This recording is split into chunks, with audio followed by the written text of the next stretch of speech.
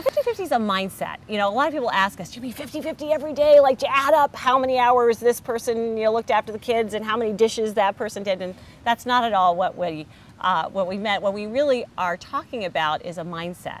And it's this mindset that says that dads are equally valuable as parents and women are equally valuable as breadwinners. And if you look at the world that way, it gets a lot easier to sort out, you know, who's doing pickup on Tuesday. Clearly, the most important career decision that you make is actually who you marry.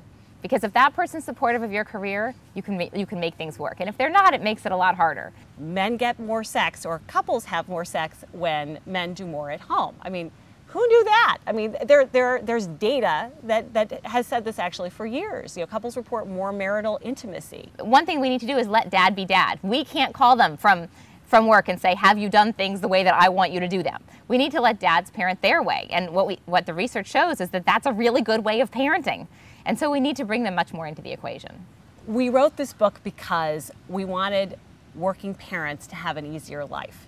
We wanted young women to see that they could have both a strong family and a strong career, that men could be full parents and women could have full careers. I think the biggest takeaway from the book is the transition of thinking, how am I going to do everything, to how we are going to do things together. There is something like a 50% lower risk of divorce when husbands and wives share earnings and housework evenly. Who knows this? I mean, why weren't we brought up understanding that? You know, we women drive ourselves crazy. We do. We go on vacation, or we go on a business trip, and we cook an entire week's worth of food, and we have it ready with instructions for our husbands, and we put notes all over the house saying, do this, do this, do this, as though they're like not able to do anything on their own.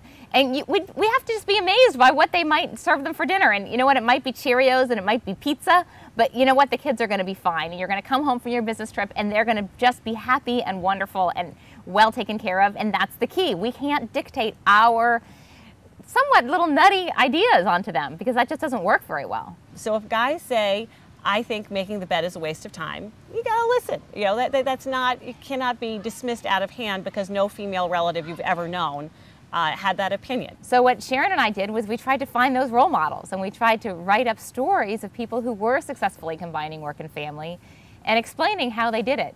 Kids turn out equally well whether their moms work or don't work, and that dads are hugely important to kids. And what we should really be focused on is making it more possible for fathers to get home for family dinner and doing homework and throwing balls. Those are the things that matter.